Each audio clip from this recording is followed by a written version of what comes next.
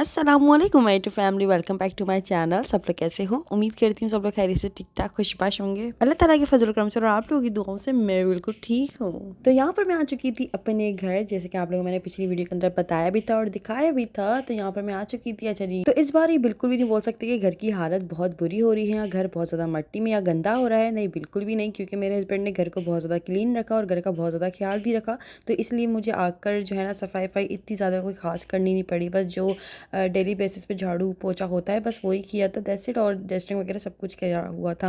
अच्छा जी, यहाँ पे माशाल्लाह माशाल्लाह से इब्राहिम जो है ना खूब खेल रहे थे और यहाँ पे खूब खेल रहे हैं भाई।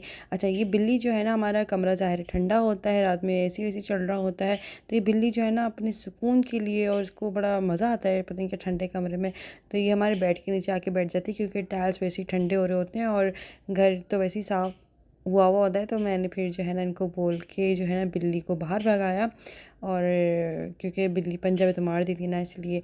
अच्छा जी, इसके बाद जो है ना फिर हम लोग रात में जो है यहाँ पर आ गए थे फालूदा खाने के लिए।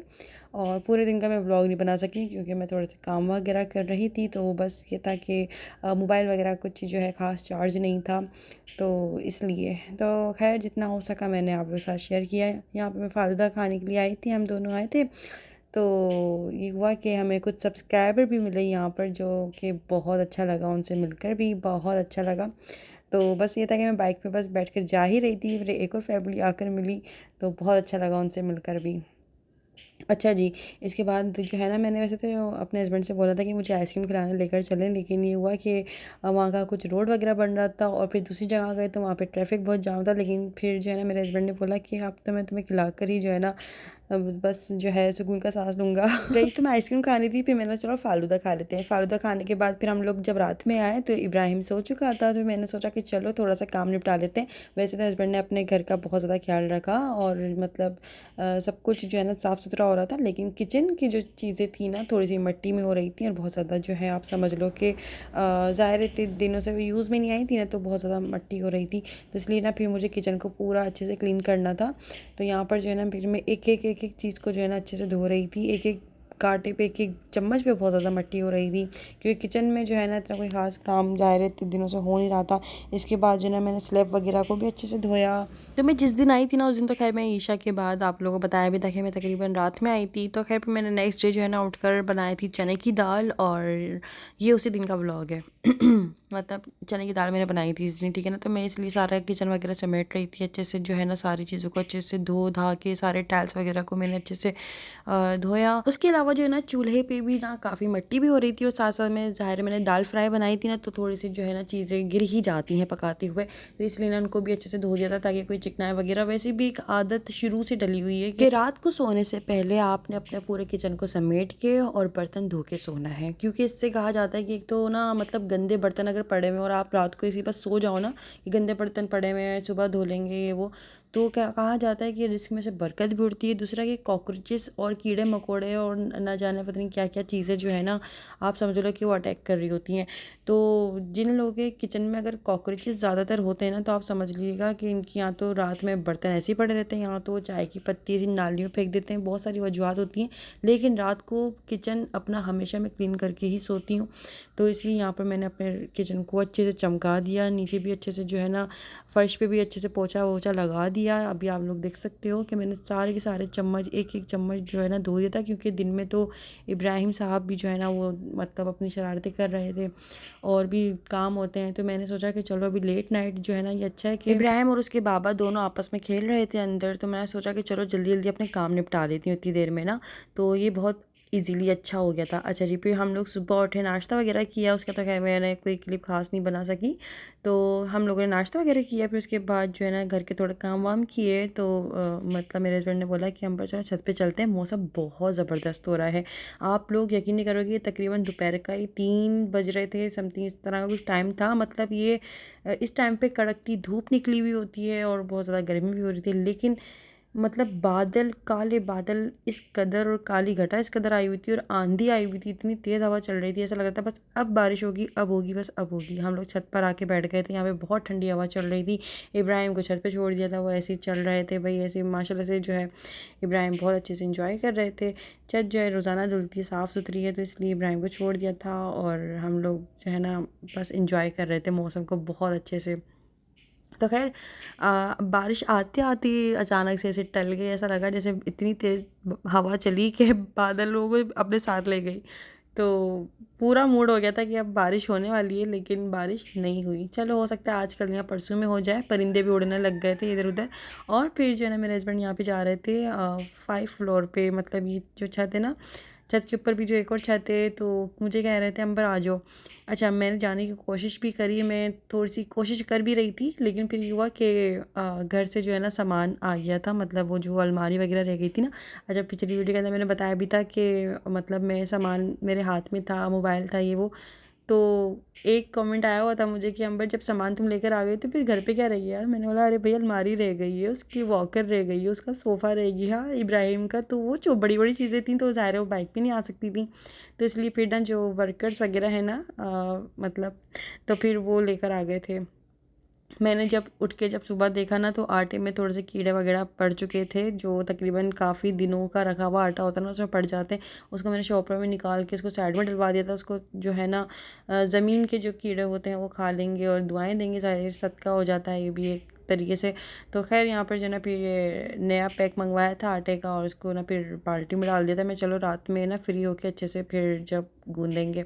अच्छा जी, वो अलमारी वगैरह देकर चले गए थे। अच्छा हुआ यूँ कि इब्राहिम जो है ना वो बेड से गिर चुके थे, इस वाली बेड से भी गिर चुके थे और बहुत बुरा गिरा था। तकरीबन आप समझ लो कि वो सोते-सोते गिरा था, तो फिर मैं बहुत ज़्यादा जो है ना बस समझ लो कि इब्राहिम गिरा था लेकिन मेरे दिल पे लगी थी। तो फिर मैंने बोला नहीं यार, लड़कों को बुला के फ़ौरन से ना रूम की सेटिंग चेंज करवाते हैं और इस बेड को ना इस तरह से रखते हैं कि जो है ना दीवार का सहारा हो जाए, ठीक है?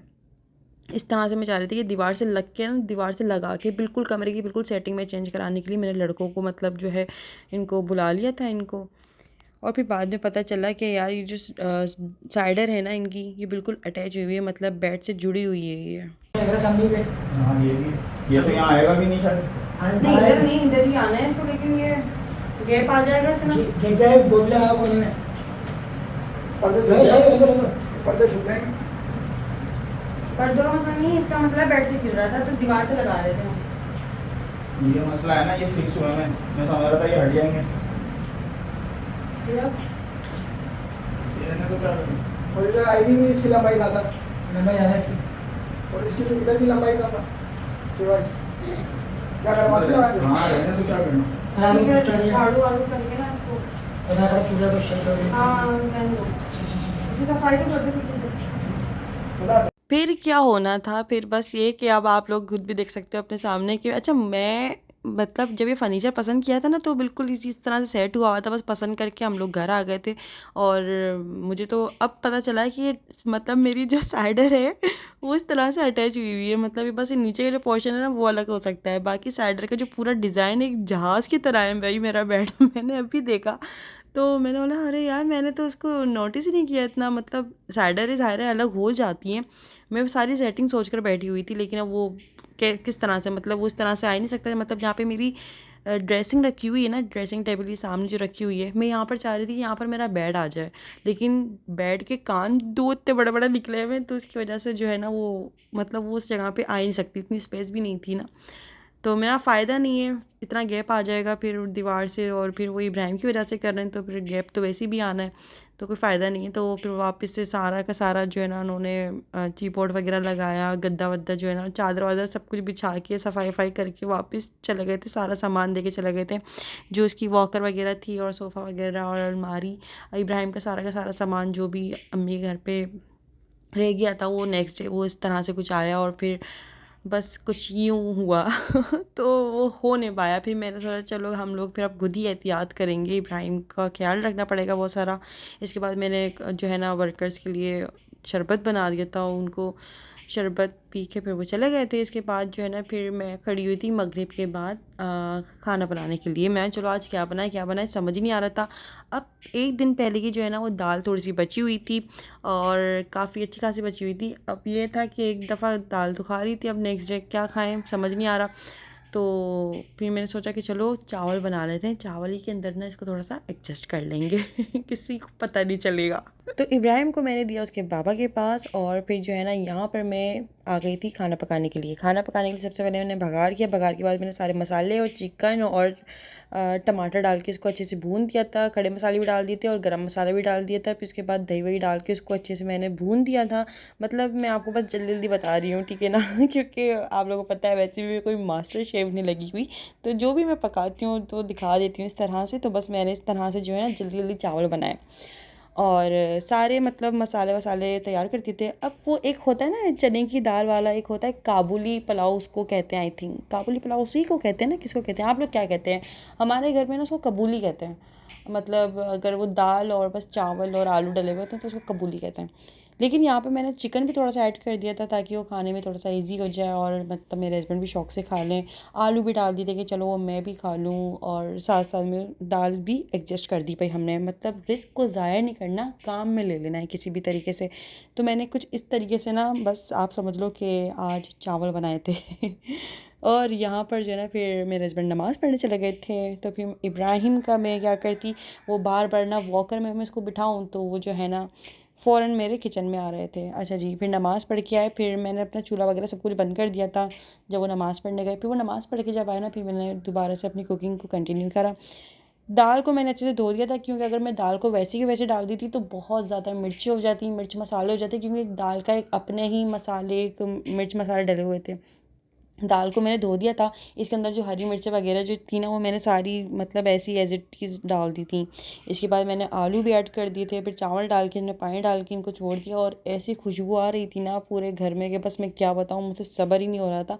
वैसे तो जो है मतलब मैं जब से अभी तक आई हूँ ना यहाँ पर तो ऐसा है कि ईशा के बाद खाना खा लेते हैं, लेकिन इसकी खुशबू इतने मज़े की आ रही थी कि बस मुझसे कंट्रोल ही नहीं हुआ और मैंने इंतज़ार ही नहीं किया अपने हस्बैंड का। मैंने बोला यार मुझे बहुत तेज़ भूख लग रही है, बस मैं थोड़ा सा खा लूँ तो वैसे तो वो नमाज़ पढ़ के आते हैं फिर हम लोग खाना खाते हैं, लेकिन उस दिन मैंने उनको ऐसे ही बिठा दिया, नहीं पहले आप खाना खाएंगे फिर आप जाएंगे मैं अभी अजान होंगी, फिर आप नमाज़ पढ़ने जाओगे, फिर आप आओगे, फिर मतलब बहुत टाइम लगेगा, अभी मुझे भूख लग रही है। तो फिर जो है ना मतलब अजान से पहले हम लोगों ने खाना खा लिया था, मतलब जल्दी खाना खा लिया था, कहने का मतलब ये है।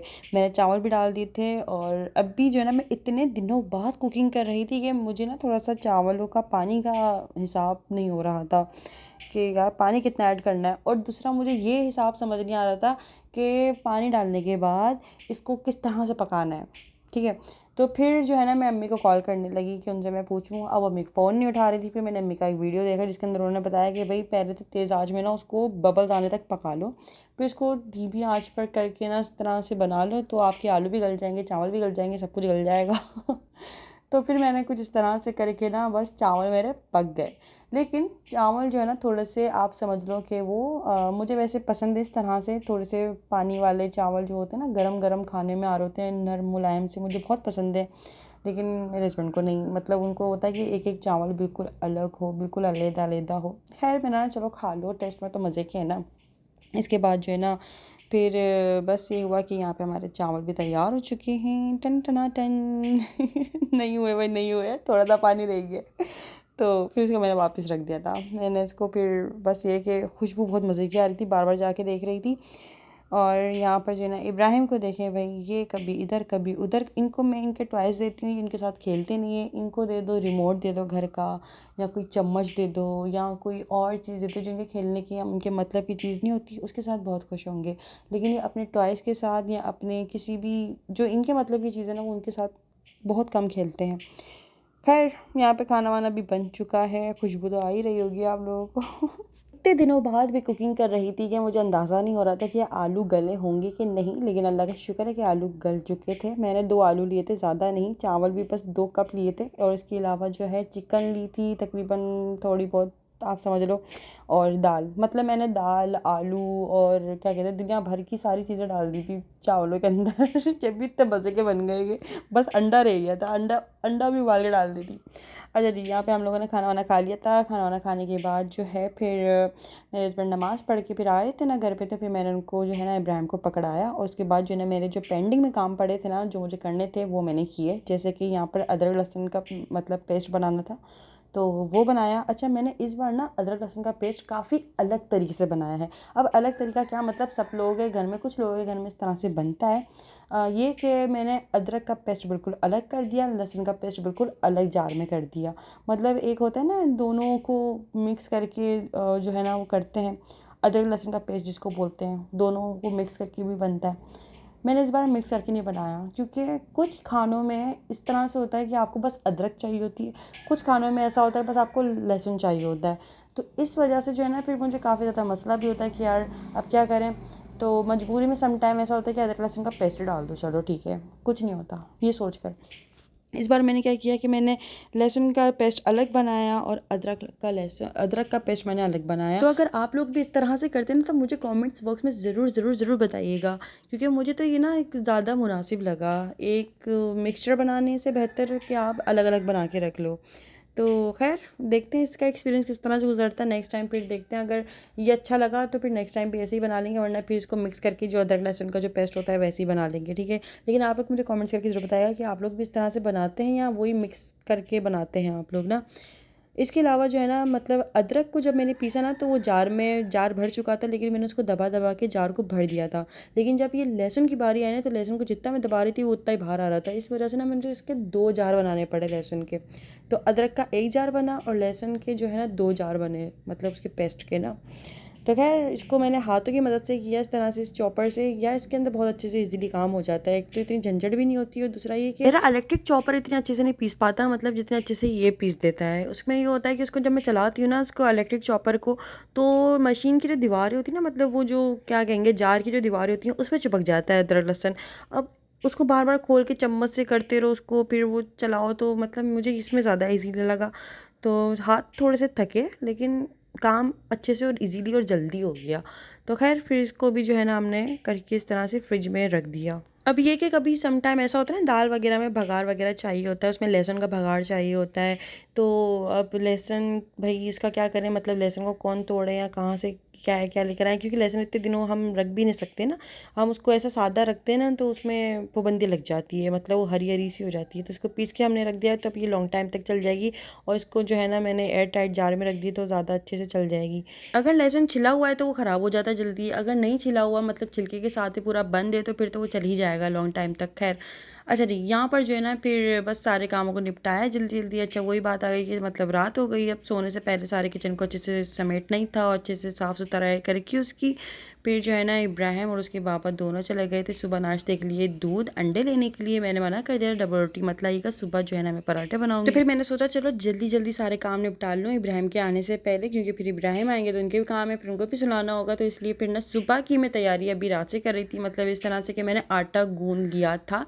और ये देखे माशाल्लाह से कितना अच्छा आटा गूंदा है मैंने मतलब मैंने सुना है इस तरह से कि आपका आटा गूंद जाए ना तो उसकी पहचान ये होती है कि वो आपके हाथ पे चिपकेगा नहीं। तो ये देखना माशाल्लाह से मैं इसको दबा रही हूँ तो ये अच्छे से दब भी रहा है, और ये अच्छे से जो है ना हमारी डो तैयार हो चुकी है सुबह पराठे बनने के लिए। तो अब मैं इसको ढक कर और इसको फ्रिज में रख दूँगी और सुबह इसके हम लोग पराठे बना लेंगे। अच्छा जी, तो खैर आज की वीडियो आप लोगों को कैसा लगा मुझे कमेंट्स करके ज़रूर बताइएगा। मेरा रूटीन और जो है चैनल पे नए नए हो या अभी तक चैनल को सब्सक्राइब नहीं किया हुआ तो जल्दी से मेरे चैनल को सब्सक्राइब कर लीजिएगा। तो फिर मिलते हैं हम लोग नेक्स्ट वीडियो में, जब तक के तब तक के लिए मुझे दीजिए इजाज़त, दुआ में याद रखिएगा। ओके, अल्लाह हाफ़िज़, बाय बाय।